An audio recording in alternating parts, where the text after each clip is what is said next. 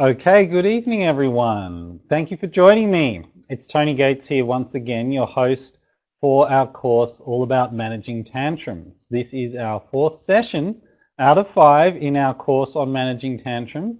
I'm very excited to have you all joining me once again. If you haven't been here before, welcome. I hope you enjoy it. I hope you get something useful out of it.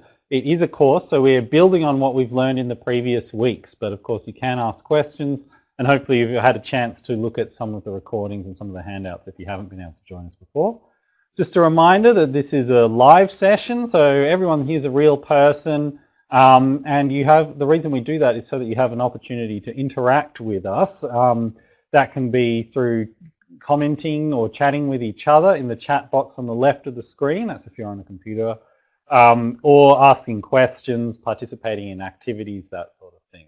And we've already got some good questions coming in already and some good comments in the chat box, so I'll get to those in a second and try and get to one or two that we didn't get time to talk about next week. Of course, there'll be a dedicated, sorry, last week. Did I say next week? I meant last week. There'll be a dedicated question time at the end, hopefully for about 10 minutes. Today's topic is all about new skills for better behavior. Now, I hope you find that useful. The general idea is that if we can kind of avoid tantrums by giving your child a better way to handle situations, it can make the whole process a lot easier. So we're going to think of some ways to do that, and I'll sort of be coaching you around the right sort of skills that are most likely to be useful for you.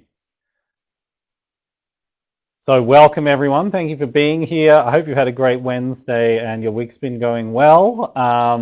We're on the downhill now towards the weekend. Do let me know if you've had any questions that have arisen in your mind as you've been trying to use some of the techniques we've been talking about. Last week we covered a lot about responding to tantrums, a lot about using consequences. I think there was a lot of information crammed into there. Let me know how you're going with trying to practice that in the real world. And we'll see how if there's any extra information I can offer you on that. But before we go any further, just a couple of acknowledgements. First, to the Victorian Government for funding these webinars, which is why they come to you for free all around Australia or indeed the world, thanks to that generous funding, which we're very pleased to have. And also to acknowledge the traditional owners of the land where we're meeting tonight. In Melbourne, for me, that's the Wurundjeri people of the Kulin Nation, and I'd like to pay respect to their elders past and present, and acknowledge any Aboriginal or Torres Strait Islander people we have joining us tonight.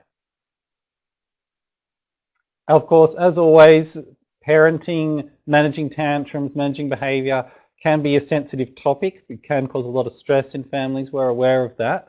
If you are concerned or upset, either by something that comes up during our discussions tonight or in general, we encourage you to take advantage of some of the supports that are available, including the numbers on your screen, or have a look at raisingchildren.net.au. There is a whole host of other support services available there, or find someone local to you. Maybe talking to your GP or a psychologist might be a good first step.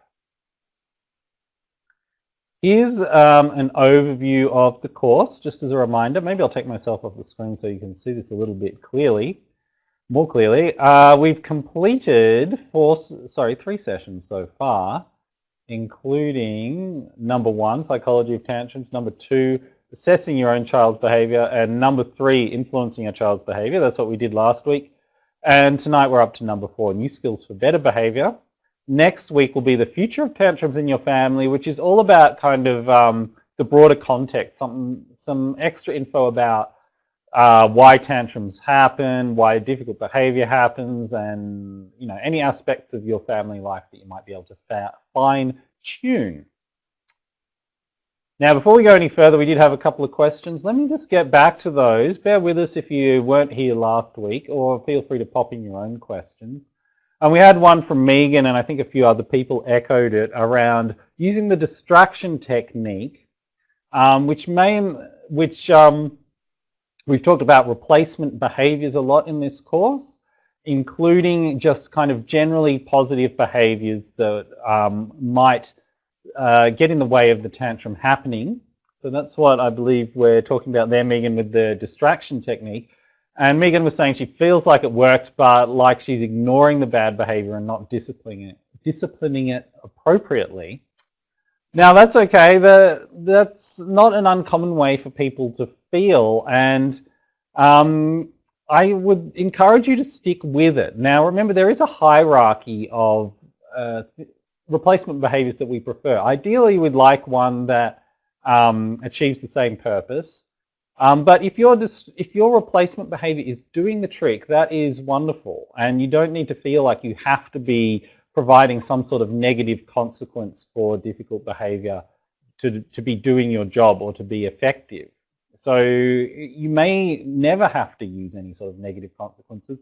And in fact, we often find that the positive consequences are much more effective. So if you can distract your child or get them to do something that is a better behaviour that gets maybe towards the same sort of purpose, then you really should encourage that as much as possible. So don't feel like it's a bad thing if all you're doing is kind of reinforcing something that's sort of generally okay, a behaviour that's generally okay. So I would say that's fine. There's no reason to think that you need to be doing something more sort of drastic or more involved than that. Now that can be an issue sometimes in terms of what people say or what they think of you. If you find that family members or people out and about seem to be looking at you, or you feel like they're judging you for not being harsh or sort of stamping out the difficult behaviour, then don't worry about that if you can. I realise that can be hard to manage, but that's not relevant to being effective. If you can tolerate that, you're doing a great job of being effective. All right, let's keep moving. Oh, we did have another question that came up early from Ashley, asking particularly for suggestions for children where their language development is not terribly advanced and you think they're not going to understand perhaps some of what you're trying to do with them. That is a good problem to have in a way if you're using this technique, in that functional assessment does not count on your child understanding your explanation. So we've talked about this before. You don't have to rely on your child kind of getting it or understanding what you're doing or understanding the consequence. We're really making our actions speak louder than our words. So things like positive consequences and negative consequences will be effective in the long run if we can get them right, regardless of whether your child can understand what's happening or not, regardless whether they understand your explanation. Now, in using that with a child whose language is not so developed, I would suggest rely on the sort of tangible things that we've talked about, the physical stuff that they can touch, things like the reward charts or the little tokens for positive behaviour as the positive consequence can be really good. A child will understand intuitively what that is eventually if they have enough experience of doing the behaviour and getting the consequence. That's what we're counting on, really, right? Enough experience over time, the child will work it out without having to have it explained to them. So this technique is actually very well suited to children who don't have the greatest language development. And in fact, for those of you, even if you have a very well-advanced child or perhaps an older child who generally does understand things well with language, that can be a pitfall actually to think I'm going to get my child to understand this by explaining it really thoroughly and really carefully. Because one, remember, children can't really think very clearly when they're in mid-tantrum, so they're going to struggle to understand that anyway. And two, we want to keep our talking to the minimum and let our actions do the talking. So with things like we went through time out last time or any kind of negative consequence, I encouraged you not to do too much sort of negotiating or explaining or reasoning with your child. Just give them one chance to respond and then you move on to consequence. And just let that do the work. It won't necessarily stop tantrum straight away, but in the long run, and over a number of weeks, it will reduce the frequency if we can get it working the way we want it to.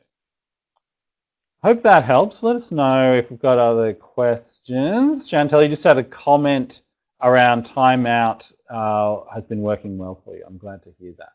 Let's have a look at what we're going to cover today. I'll take myself off screen again so that you can see this. We're going to have a little bit of a recap of a few points that we've covered. Then we're going to move on to just how you might identify your child's strengths, because that's something we want to build on. We're going to talk about priority areas. Where should you start? What's the best place to invest your effort in helping a child learn new skills?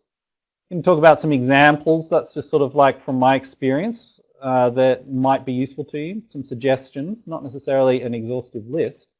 We'll talk about how to teach those new skills to your child, and finally some tips on scaffolding your child's learning. I'll explain what that means later on. Let's start off with a bit of a recap.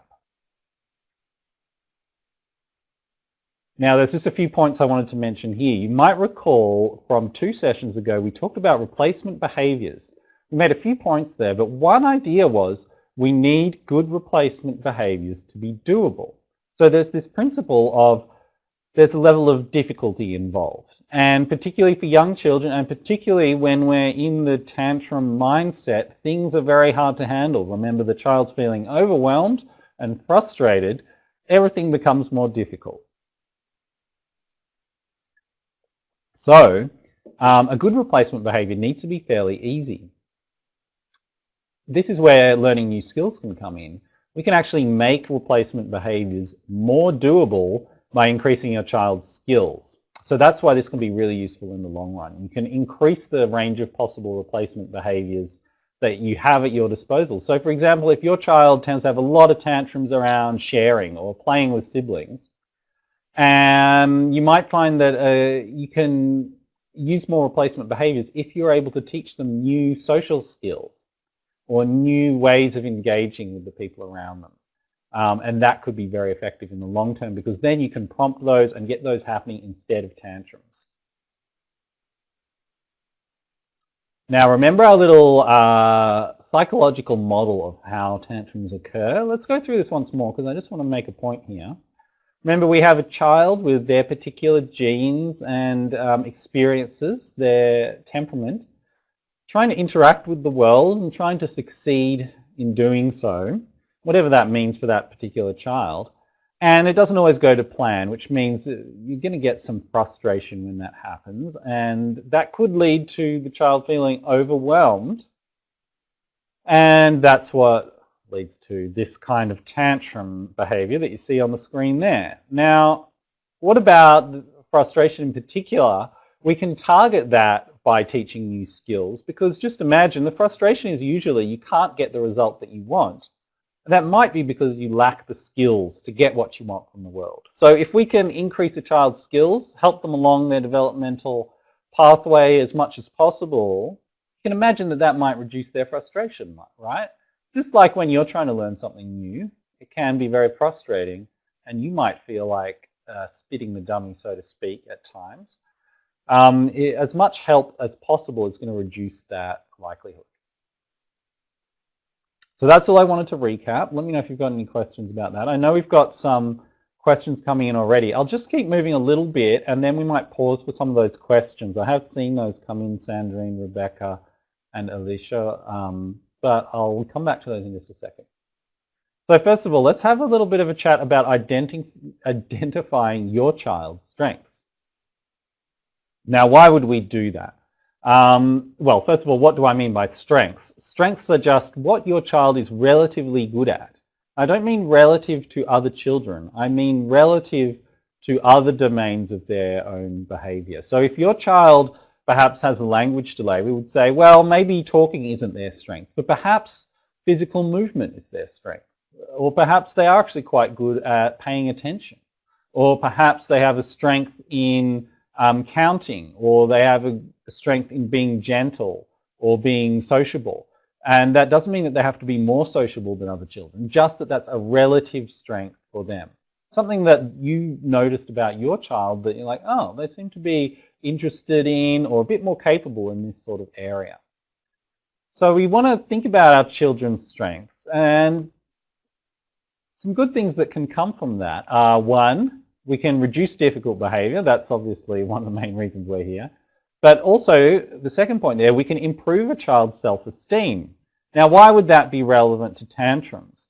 Well, self-esteem is kind of how much you believe in yourself, how much you think, I'm a capable person, I can handle this situation, I'm generally able to do what I want to do.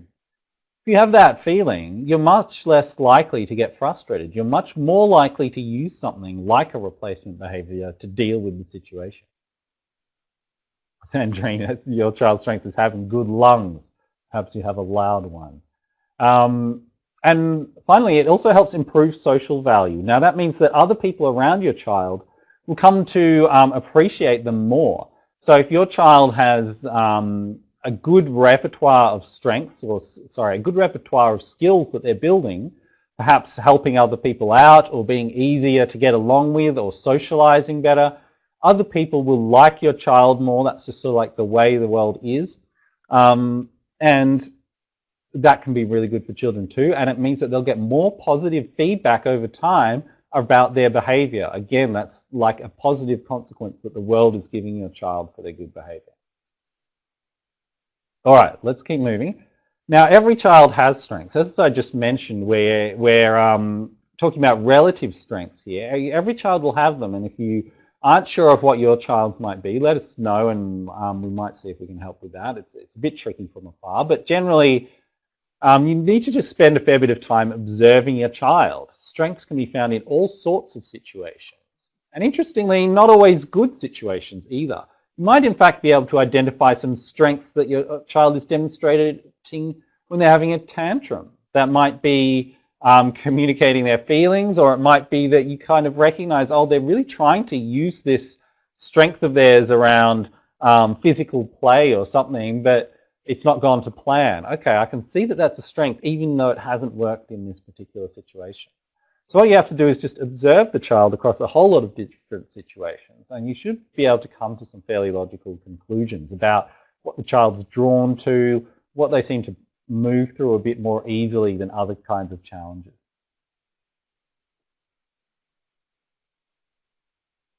Now remember, we had our practical tip in the first session about catching your child being good.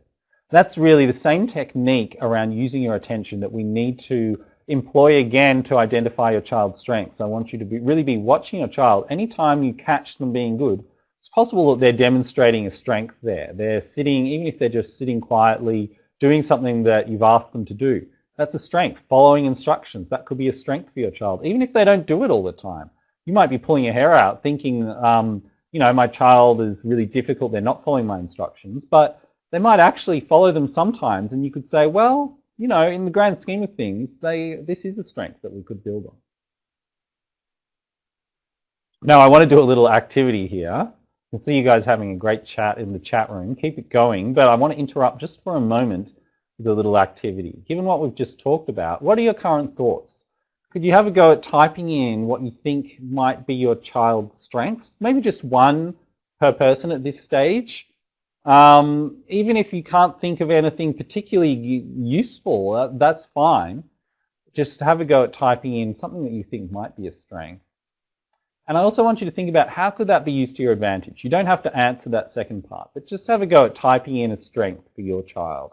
Maybe particularly compared to other children, or compared to their, sorry, not compared to other children, compared to their other domains of ability. What sort of stands out to you about your child?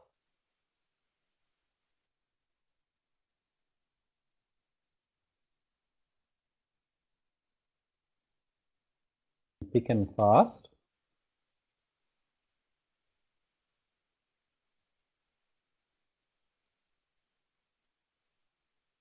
All right, we've got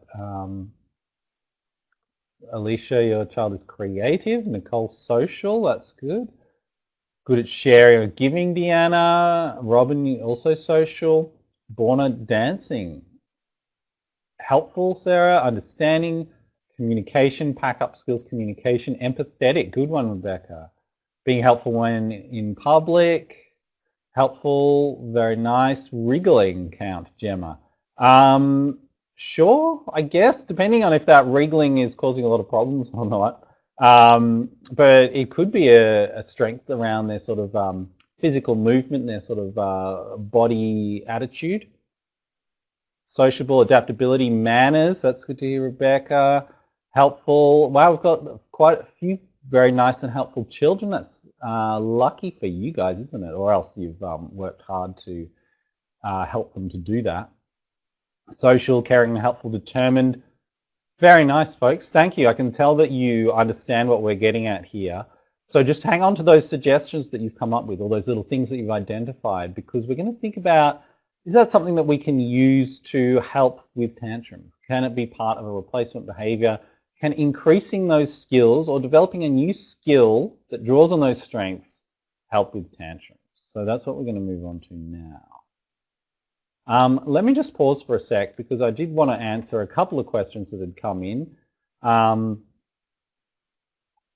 Sandrine, you're really struggling with consequences, especially with your 2-year-old. Let us know a little bit more about what you're wondering there. We usually want to have an option for a positive consequence and a negative consequence. And it takes a fair bit of mucking around and practicing. So a positive consequence, I'd suggest that maybe a good one to start off with would be just your labeled praise. That's where you just name what was good and give some attention.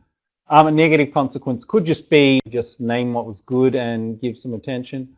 A negative consequence could just be planned ignoring. Those are two really basic ones to start off with just to get you started if you're not sure. But let us know if those aren't working for you.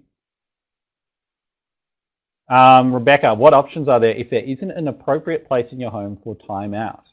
My suggestion would be try and find an appropriate place. Most people do have one. It's just you have to be a bit open-minded about what might be an appropriate place. So remember we said it could just be a corner of a room. If you have a really small apartment or something, maybe with one room, maybe a studio or apartment or something, it could be a certain part of that room. And you may need to do a little bit of setting up beforehand. So you might need to clear a space where we kind of don't have toys in that space and we explain, look, this is where you sit when you're in timeout. So usually it is possible. I've not really come across a situation where there wasn't an appropriate place within a home, in that if the home is safe and a nice environment for a child in general, you might be able to, you generally can find, set up at least as an appropriate place for timeout. But let us know if that has been difficult for you, Rebecca. Alicia, you have a question about your 2-year-old protesting going to bed, putting him down happily, but complains. Now, it is a bit tricky with sleep. We have had dedicated webinars on sleep before, and I have to confess, I'm not a sleep expert. The approach that we're covering now is possibly relevant to sleep, but possibly not, in that we're really focused on difficult behavior that we think is maybe not necessary or developmentally necessary for your child, whereas it may be that for your child, complaining about going to sleep might be quite natural. So my suggestion would be maybe check out some of the sleep information on raisingchildren.net.au. Kim, you might be able to share that in the chat room if you get a chance to look it up. Generally, persistence is a good idea, but there are a few other things around, sleep tired signs and activities during the day that are really, I'm sorry, I don't really have time to go into now. Gloria, your child had a huge tantrum today from the sound of things. She screamed down the store and cried for an hour. What should you have done? That's a good question, and it's hard for me to say without having been there and without understanding sort of your preferences for managing it. One, you could have ignored it. You could have let her scream. That's okay. If that's not causing a huge problem for you, some people are quite comfortable with letting their child carry on in public and they just kind of go about their business and they use the sort of planned ignoring technique that we've talked about in the past as a negative consequence. That will be effective in the long run generally, and you'll find that that will have an impact on tantrums. I hope you didn't get her the dress in the end. I understand if you did, that's a natural thing to do, but it's effective to not give in if you can. So make sure that the tantrum doesn't work if it's possible to avoid that. Otherwise, if you feel like you need to get out of there, you can. You can just take your child and just get past that situation, but try and work out what is the trigger that led up to that situation, and how might I deal with that in the first place? Could I have avoided her seeing the dress if I knew that she was really hopeful for that? All right, let's keep going. Oh, Rebecca, you had a chair set up in a quiet spot, but concerns about shaming. That's not shaming to use a chair, so long as you're careful about how you talk about it. Don't call it the naughty chair or the bad chair or something like that. You might call it the timeout chair, or you might say go and sit on your chair that we talked about. So that's not shaming in itself. That could be quite fine depending on words you use. All right, let's just keep moving, folks, because these are great questions, but I'm aware that everyone's keen to hear more of the content that we want to get through. So the next part was choosing priority areas. How would we do that? Well, I've got some tips for you, and we're going to uncover these as we go along.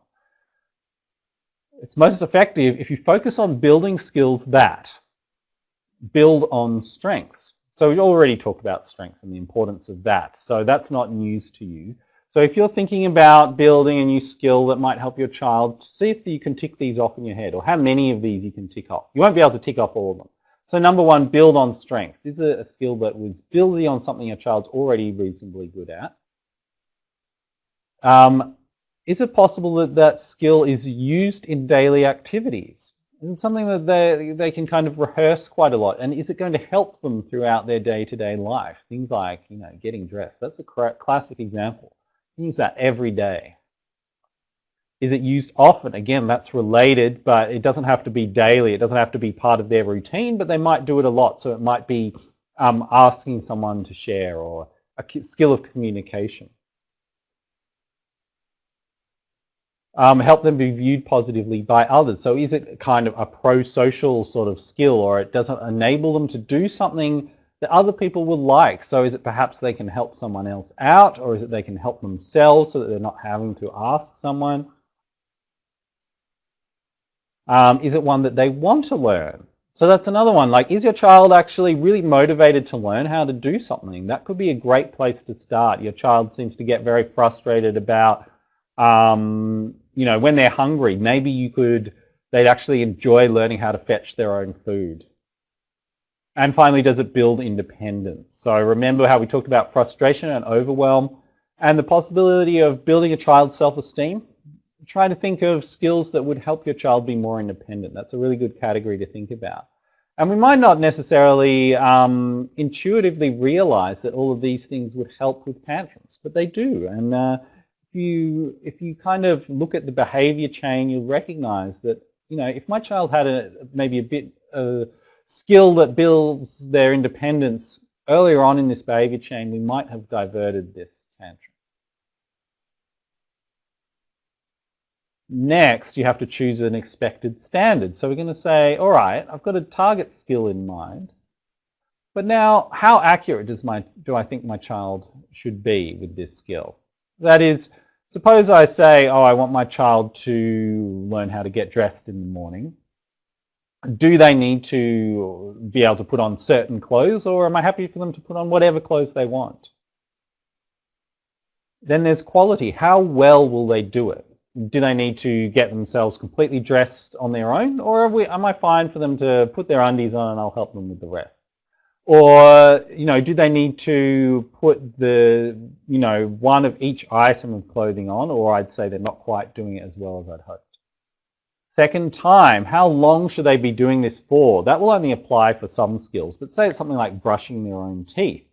You might say, all right, well, I think brushing their own teeth would help because they always get really frustrated when I try and brush their teeth, and it seems to lead to tantrums. You might say, well, they really need to brush their teeth for about 2 minutes, or, don't quote me on that, I'm not a dentist, but let's say maybe 2 minutes is what the evidence-based guidelines say. That might be your target for time. And finally, speed. How quickly do they need to be able to do it? If it's getting dressed in the morning, do they need to be able to do it in 5 minutes, 10 minutes, 1 minute? Or is it fine for them to take a long time? You don't really care. You'll tell them to get dressed at 7 a.m. and they can take an hour if they want. That's really up to you to choose. And then once you've done that, we're going to revisit our old friend, the telephone test. See if you can describe it quite specifically, the skill that you're interested in building. Remember the telephone test? It's just about describing the behavior, or in this case the skill, so that the person on the other end of the line could form a clear mental image of what happened, or in this case, what you're aiming for. And you might end up describing it something like this. So given what, the child does what, and how well. So given maybe a prompt, or given the right clothes to put on, your child dresses themselves or shares a toy, how well they do it for, until their teeth are well cleaned, or they do it every time they're playing with someone else, and they do it following a certain number of steps perhaps that you've decided on. Again, we don't need to be too rigid with that. I'm just trying to prompt you guys to have something specific in mind. So that's one of the main outcomes I'm hoping for in this webinar, is that you'll arrive at, you'll be thinking about some specifics. All right, what area should I help my child develop new skills in? Let's move on to some examples, some suggestions from the brain of Tony. Now, do with these what you will. They're just suggestions. You might be able to come up with much better ones yourself. That's entirely possible, but I feel like I owe you some tips to get started with at least.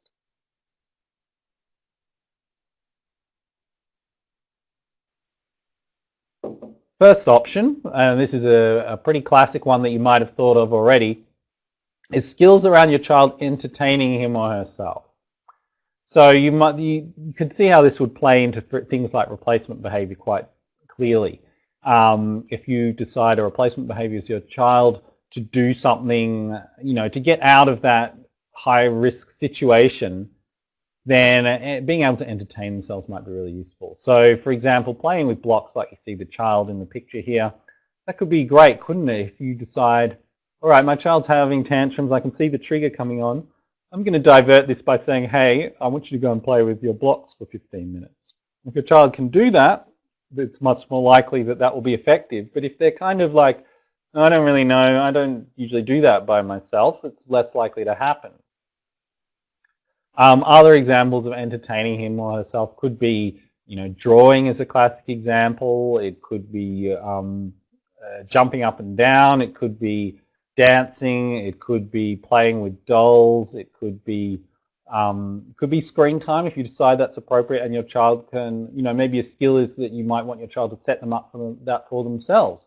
So perhaps if you decide right now is a good time to do half an hour of screen time, something that might give your child a sense of pride and a sense of self-esteem and make things easier for you might be them learning how to turn on the TV and find the right channel, or find Netflix on the iPad and the right show that is appropriate. I can see some people have got some good questions coming in. I'll just go through these examples and then I'll get to those. So for that one, the child entertaining themselves, how many of these do we reckon we've got ticked off? Remember, these are the skills that the criteria that we want to focus on. Well, build on strengths, that really depends on your child. So for some children, they might be really good at entertaining themselves. That would be building on a strength. Some children, maybe not. Maybe this is something that they've never been able to do and you're really like, oh, I don't know if that's going to happen. Used in daily activities, certainly that could be used daily, I think. Used often, I think it could certainly be used often. Viewed positively by others, that's a bit of a question mark. But certainly, if you've got relatives, they might appreciate that your child can go and entertain themselves for a bit while they have a chat to you. One that they want to learn, that is a bit of a question mark. Some children will be really interested in learning a new activity. Some will want you to do it with them and they won't want to entertain themselves. And it certainly builds independence. So I think we've got at least 3 or 4 out of 6 there with those ones. So here's another example to think about. Your child fetching their own food or water. This is, again, it's a common one that comes up as a target skill to build, particularly if you've got a child who seems to have a lot of tantrums around, wanting something, and particularly something to eat or drink. You might find that even if it's not really the cause of the tantrum, it actually helps alleviate it. So it can be a really good replacement in itself. You could just, a replacement behavior, you could just get down to your child's level and say, look, I can tell you're getting frustrated. I want you to go into the kitchen, get a cup and get yourself a big drink of water and then come back and talk to me about it. That could be enough, that just going through that little routine could be enough to kind of get your child to calm down, almost like a mini timeout. So think about how relevant that is to your situation. And again, you'd go through these criteria. I won't bother doing that for you now, but I just want to remind you that that's what you should be thinking about. Next, what about sharing, asking, manners in general, things we might talk about as manners. So these are things like any kind of social interaction. If your child is having a lot of tantrums around other children, or tends to get frustrated around maybe being given instructions, that sort of thing, you might decide that ways of responding are something you'd like to build up. So as you can see illustrated here, a classic might be either asking, hey, could I play with the elephant?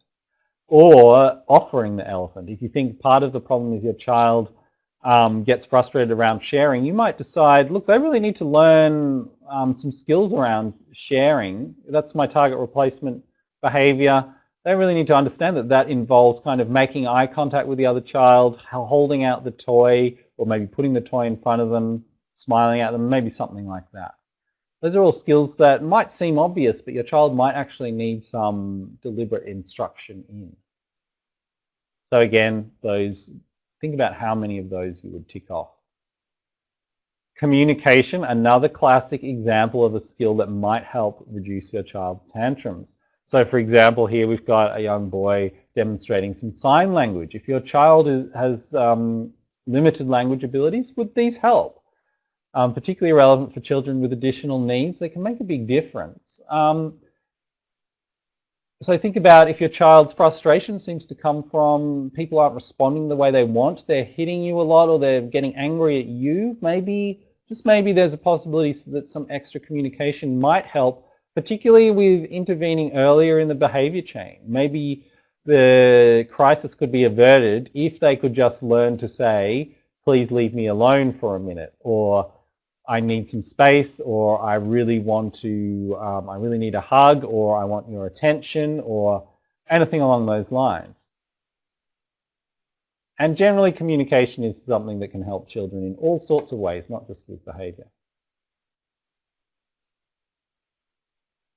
Next one, is this the final one? Second last. What about reading and counting?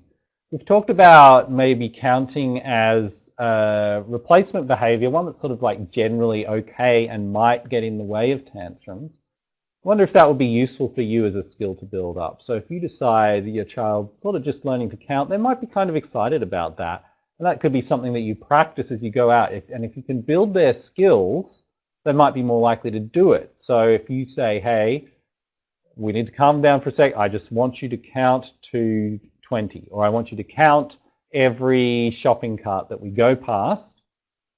Counting might be a skill that you want to focus on. Similarly, reading, if your child's old enough, you might be able to use reading as either a replacement behavior or just generally a good skill that helps your child feel more comfortable and more confident about interacting with the world around them. Last one, I know people have got lots of questions, is motor control.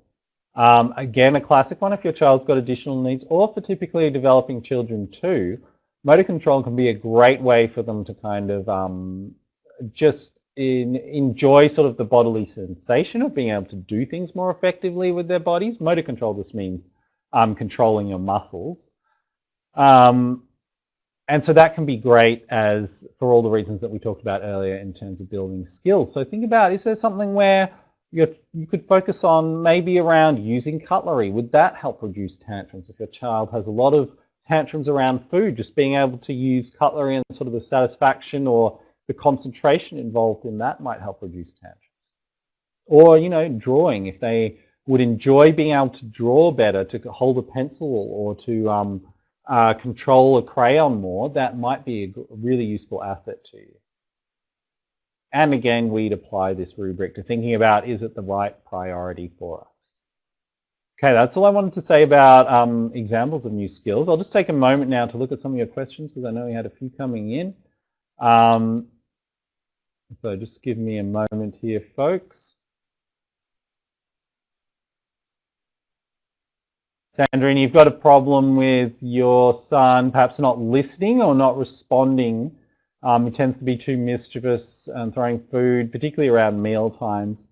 Now, this technique can work well for non-compliance. I would suggest that negative consequences can be really useful there. And it seems to be quite unpredictable. It sounds like he can start throwing toys when he's just been playing nicely. So again, that's not unheard of. And again, it sounds like he's a bit tricky, but you're just going to have to persist with your consequences and also see if there's anything you can identify around triggers, even if it seems pretty random. Carly, you've also got some issues around eating behavior and ignoring you. Again, around eating behavior, just pay attention to how attention works at those times. Does your child get a lot of attention for the wrong sort of behavior at meal times? And do they tend to get not so much attention for the right behavior? That's not uncommon. I'm not saying that that's necessarily the case for you folks. But I've certainly noticed with some families that a child will really get through to a parent if they're throwing their food or not eating, because that will stress you out. So we want to change that balance of attention. Deanna, you also had a question about throwing food. Again, I would suggest that some of the things I talked about with attention might be relevant there. Cooler, you had a question about when you're out in public. Like we mentioned previously, these techniques do work when you're out in public. There's just an extra level of complexity. One, because you're not in your natural home environment, so there's a little bit of, you don't have that routine to draw on. If you want to use timeout, you don't have that particular spot that your child's used to set up. So you don't have all those useful associations. And also you have the factor of there's other people around who maybe might get annoyed at you, or it's just kind of inconvenient. You feel like you're getting in their way. But all the principles that we've talked about in theory will work if you feel like you can follow through on them. So if you need to review those, maybe previous session, we did a big review at the start of that one. That would be a good place to start. Gemma, your little girl throws things when being cheeky.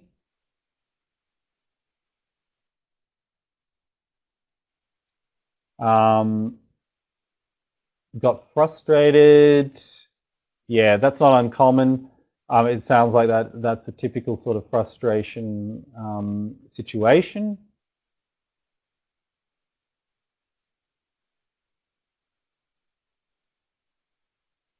And we've got a few other comments there, maybe around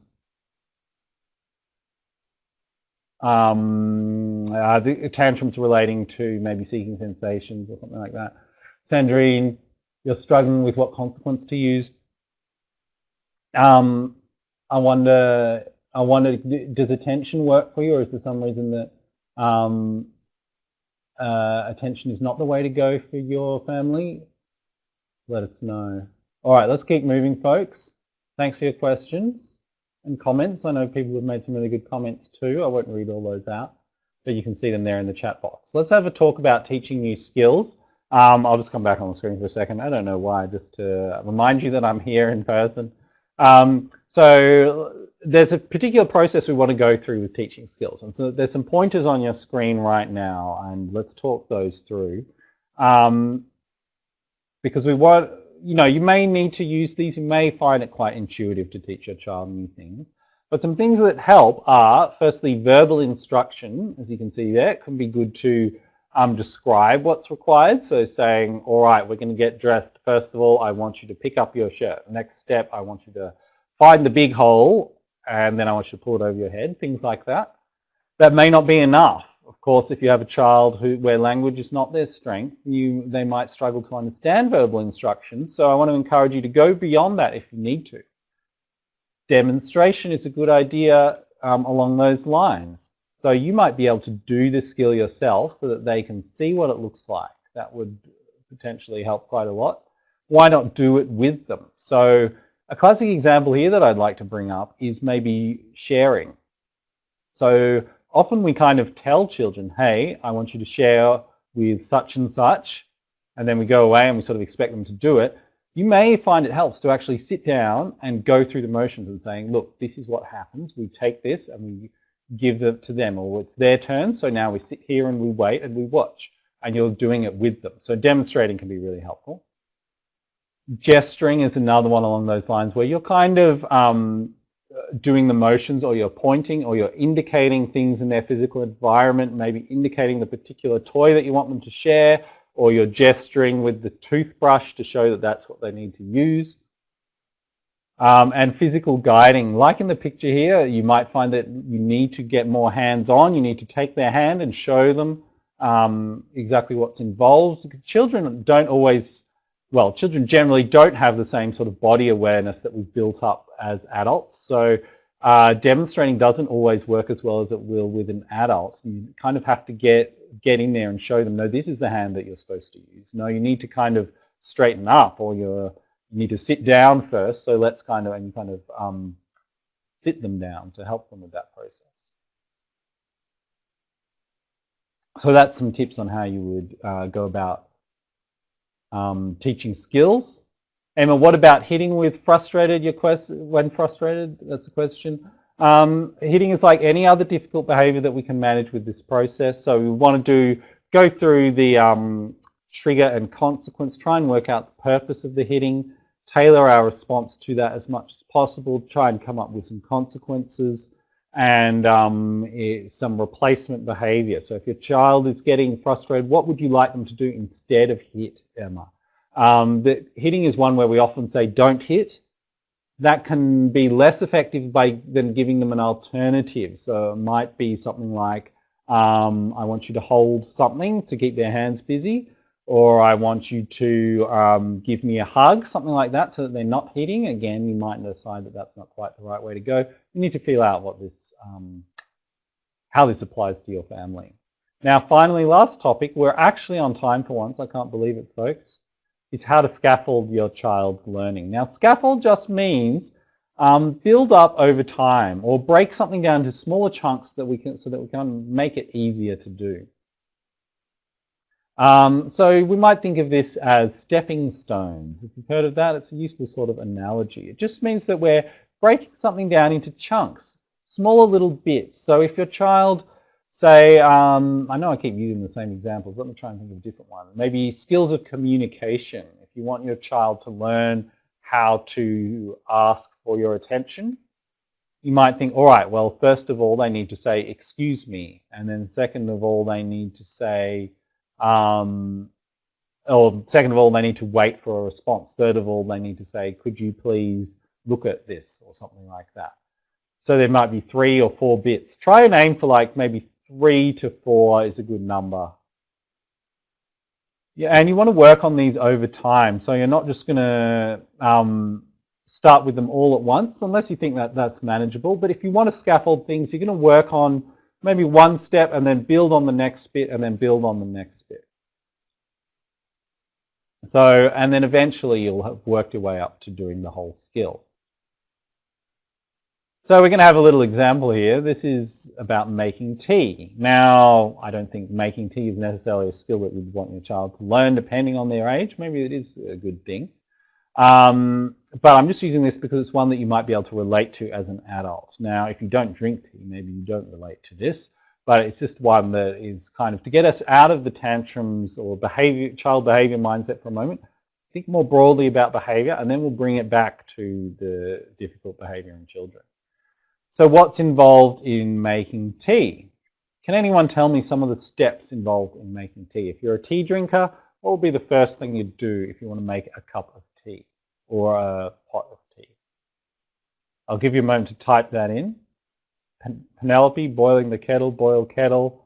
Nicole, you need the teacup first, boil the kettle, fill the kettle with cold water. Very good suggestions, folks. So there are a few options, aren't there, depending on how much you break it down. Get the cups out. And this also highlights, depends on your family, doesn't it? If you already have the cup out, then that wouldn't be a necessary step. But if you don't, they also first need to learn how to get the cup out. And you need to think for your child, this is sort of an analogy here, do they know how to do this first bit? Do they know how to get someone's attention? Do they know how to find certain things that they need to do this skill? In this example, thanks for your comments, Gemma, Rebecca, Deanna, yep, Tapua. In this example, let's just say you've got to turn the kettle on. That's just what I thought of. First of all, you need to start the kettle boiling. Then for the next step, I'll just go through the next steps, what I had. Find a tea bag, get out a tea bag. Part 3 might be pour in the boiling water on top of the tea bag. And fourth, put the tea cup on a saucer or drink the tea, let's say, might be the 4th step. But as we've kind of already identified, we could actually break this down further, couldn't we? We could say, well, for that first step of boiling the kettle, what's involved in that? Well, there's a few steps there, isn't there? And we might say, well, you've got to put water in the kettle. Second, you've got to push the little switch on the kettle. You've got to know where that is. You've got to know that that's something you need to do. You've got to wait for it to click off again to know that it's boiled. And then maybe you need to know how to pour it, that kind of thing. So there's actually quite a few steps, even in something as simple as boiling the kettle. And we could break it down even further, couldn't we? Like we could say, well, how do you put water in a kettle? You have to learn how to pick it up. You have to learn how to open the top. You have to learn how to hold it under the tap, turn the tap on. So you've really got to think about, as you're working with your child to teach them new skills, which parts are they struggling with? Is it that they don't know how to do a particular part as well as I thought? Maybe there's something that seems like they could do it quite easily, but maybe that's actually a bit harder than I thought. A classic example is maybe setting the table. Think about, does your child really know where the cutlery is kept, or is that only if you kind of point them in the right direction? All of that's really important to think about. Alicia, this isn't my kettle. My kettle's very modern and high-tech, thank you very much. This is an old school kettle, yes. Okay, so and then to bring this back to child behaviour, let's think about the example of of a child learning to share a toy. What do we think would be involved in this? Well, there's a few steps. You can come up with your own suggestions here. But I would say, first of all, your child needs to know maybe how to get another child's attention. Does your child know how to do that? That's not an automatic, particularly depending on their age. And if you assume that, that might be kind of the bit that they fall over at. If your child's having a lot of tantrums with other children, could be that that's the really tricky bit for them. They don't realize that you kind of need to make eye contact with other children if you want to interact with them in a certain way. And maybe the next step is you have to say, excuse me, or maybe you decide you have to say, can I please have a turn? Or can I borrow the elephant? They need to know a phrase, sort of like a go-to. Maybe they need to know a few different phrases. And so you might go through a process with them of you demonstrating, asking someone to share something with you. Maybe asking to play. You might decide you want to teach an older child how to go up to a group of children and ask how to play. And finally, maybe they need to learn how to wait patiently. If they don't get a response straight away, maybe that's where they get frustrated. Maybe then they think, oh, I have to snatch it now because I did the thing and it didn't work. So that might help a lot with their frustration. If they can kind of learn, okay, if I just wait 10 seconds, they might get bored of that and give it to me, or they're just thinking about it, or they're just finishing what they're doing and they'll give it to me, maybe. So here's some of the ideas that I had for that process. I'll just take myself off screen so you can read this. Maybe to ask to share a toy, you need to get their attention and say, could I have a turn with the elephant? And wait for a response. That might be a way you break it down, but you'll need to break it down for your particular child. Now, how do we apply all this? A few tips that I want you to take away. So first of all, remember your child is not a little adult. They don't have all the skills that we have, and they won't get what you're talking about necessarily straight away. So I want you to kind of get down into the trenches with your child and do some demonstrating, do some physical guiding, do some role playing, do some practice outside of that situation maybe, particularly if it involves other people, so that they can have a go at it and learn and the safety of when they're not frustrated, when they're not about to have a tantrum. I want you to think about skills that would help them out, and you too. So maybe it's a skill of independence, maybe it's a skill of communication. Think about what would make a difference to their life and yours. And recognize the component steps that go into performing each skill that you're interested in working on, like we just talked about with that scaffolding. And be purposeful about how you teach each of those steps. So you're going to have to really think about which is the bit that my child maybe doesn't get as well yet, or that they could find a bit easier. All right, now, that's all we needed to cover for tonight's session. Start thinking about if you've got questions about specifics on anything that we've covered in tonight's session. So those are the questions I'd really love to hear if you want more clarification or detail on any of those. Or your general questions. I know some have been asked already, and I'm going to go back and have a look at some of those during question time, which we're now going to go through. But if you do need to leave, as always, we have our feedback survey, which has 2 parts. If you have time, we'd really appreciate your feedback. When I end the session, that will load automatically. Or if you need to leave early and you're on a computer, just click the little X in the top right-hand corner and click Leave, and it should open in your browser automatically. Otherwise, the link will also be available when we share the handout via your email. And after that, it will be time to go. Let's get into some questions now. I'll just take myself off screen and mute for a moment while I'm giving you a chance to type questions and while I'm reading some of the ones you've already come up with. So don't panic. I'm still here. I'm just on mute for about 20 seconds.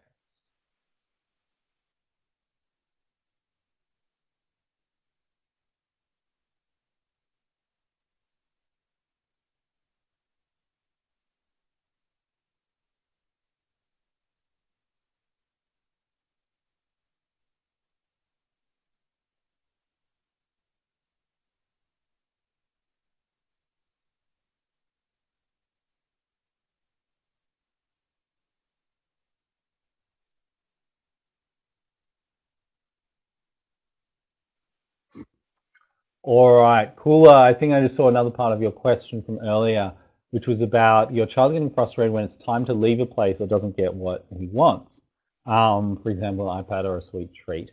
Now, that's okay. We've talked about that before, haven't we, in terms of acceptable purposes. So sometimes the purpose is acceptable and sometimes it's not. Now, if the purpose is not to leave a place and it's time to go, then that's not an acceptable purpose, is it? It's not. There's not really any way we can accommodate that or that we should accommodate that. So in that case, we have an unacceptable purpose, which means we're not going to try and find a way for your child to get what they want. Instead, we're going to find something generally okay for them to do, perhaps in the meantime. That's the best you can do in terms of replacement behavior. And if you're getting a lot, the frustration is okay, right? It's okay for your child to get frustrated. In fact, they should get frustrated. You would get frustrated if you really wanted to be somewhere and you weren't allowed to. So the frustration is okay, but I really want you to focus on what is it that's difficult. Is it that they start yelling and screaming? Is it that they kick you when you try and get them to, when you try and take their hand and get them to leave? Focus in on that and focus in on what causes them to kick when they're frustrated or what causes them to scream when they're frustrated. Again, ultimately, you're probably going to come down to some sort of consequence, which involves maybe not giving it much attention, or maybe you decide you want to use a negative consequence, like you say, all right, that means if you can't behave yourself, you're going to lose 30 minutes of iPad time this afternoon. Also had a question, Carly, about hitting, and you felt bad because you didn't go to a mother's group today because I think you were worried that your child would hit someone else and you wouldn't want to go through that situation. Now, that's an example of, I would classify that as an example of a good strategy around, remember how we talked about risky versus positive situations? Sounds like you're making a choice to avoid a risky situation, which is quite valid. And in fact, you might find that based on what we've talked about tonight with building skills, it might be best to avoid that situation for a while until you can build some new skills and then work back up to it. So maybe if your skill is around sort of interacting nicely with other children, maybe it's something to do with sharing, maybe it's something to do with not always having their way, maybe it's something to do with waiting their turn. You might really decide to focus in on that skill, set up some opportunities to practice, break it down into some component parts. And then you're like, all right, now I'm feeling a bit more confident about this. We can re-enter all those kind of social situations and feel more confident about it. Carly, on sharing, it's concerning that your daughter likes to watch other kids, likes to copy but doesn't play with kids yet and she's 2. If you're saying that's concerning you, I'd be interested to hear more about that. That doesn't sound too unusual to me. But she might again, it might be great to make that a little project for yourself around teaching her some new skills around interacting with other people. And you could then prompt that behavior. Remember, we talked about effective ways to prompt in an earlier session and set up some positive consequences if you really want your child to develop that skill.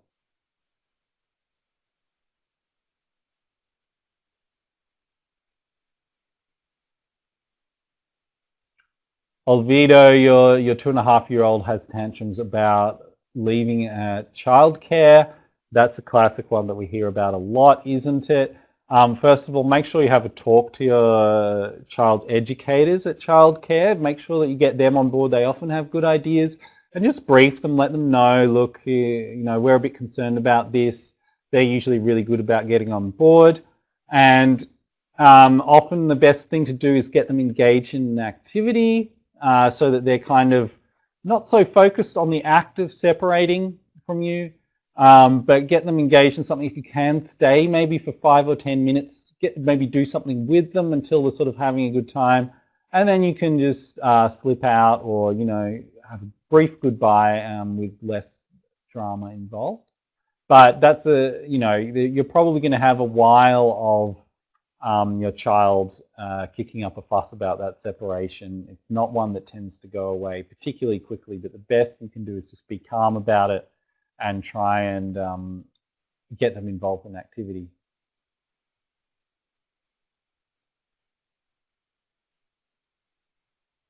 Rebecca, how do we address our 2-year-old when he's being naughty? Is it best to speak about the behavior and not say that you're being a naughty boy? That's an interesting observation. Like, functional assessment doesn't have too much to say about that. If you want my input on that, I would say, yes, you're right. It's generally best to label behavior and not children. That is implicit in functional assessment that we've talked about labeled praise, and we've talked about identifying the specific thing about the behavior using things like the telephone test that is causing you a specific thing that is causing you a problem. I generally suggest it's a good idea to apply that principle to any time you're dealing with behavior. So if you say to your child that they're being a naughty boy, first of all, are they going to understand what that means? Are they going to understand that it's actually relating to their behavior, or are they going to think that they're just saying that they don't like me, or that they don't, this is something just general? We want to be as specific as possible. And particularly for a 2-year-old, I think you're going to need to say what it is that is not good, but also try and focus more on replacement behavior. I wouldn't generally, if you're doing a lot of talking about naughtiness or the wrong thing, or it's bad to do this, try and flip it over and try and just do more talking about what is good. What would you want your child to do instead? And really pay attention to, are you getting that balance closer towards the positive side?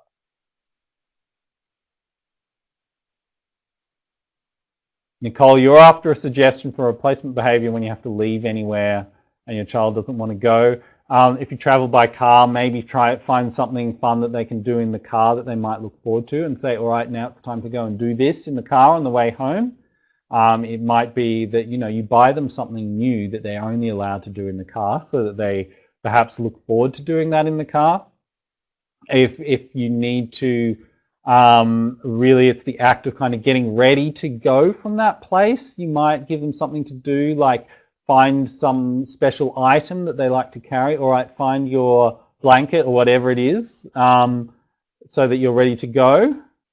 That could be a good sort of way of building up a routine around that. Of course, you've probably heard about things like warning them ahead of time. That's a great way of dealing with the trigger. So something along those lines. Let me know if you've tried that before, if you think that would work, Nicole. We'll just do a couple more, folks, because we're right at the limit of our time. Options for positive consequence.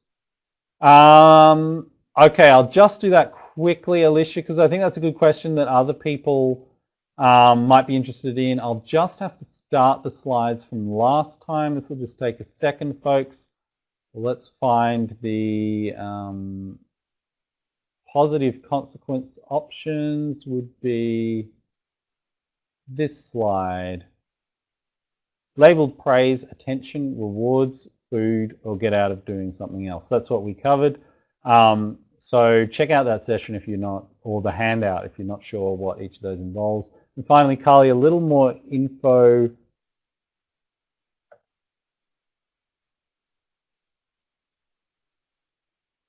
Not playing with the other kids might be part of it. So that could be something that you want to focus on as a skill, some of those social skills, interacting with other children, and get your educator on board as well. So they might be, they're usually really good about setting up things for other children for children to interact with each other. So maybe find something that your child likes that other children might be able to be doing when they arrive. And yeah, see if you can sort of engineer the situation so that they're more likely to enjoy it and want to interact with other kids. So start off with, I think, with the activity rather than pure social interaction, but also practice some of those social skills at home. Maybe you could break it down and get them to practice with another family member, and you can sort of coach them through it. All right, folks. We're going to have to leave it there. Thank you for all your questions and your comments and your participation as per usual. It's been a pleasure talking to you again. Next week is our last session. So if you're uncertain about things, I hope you're practicing during the week. Let us know next session because that's your last chance to interact with us. And I'm looking forward to seeing you next week, and watch your email for the link and the recording and the handout. All right, enjoy the rest of your week, and I'll talk to you again soon.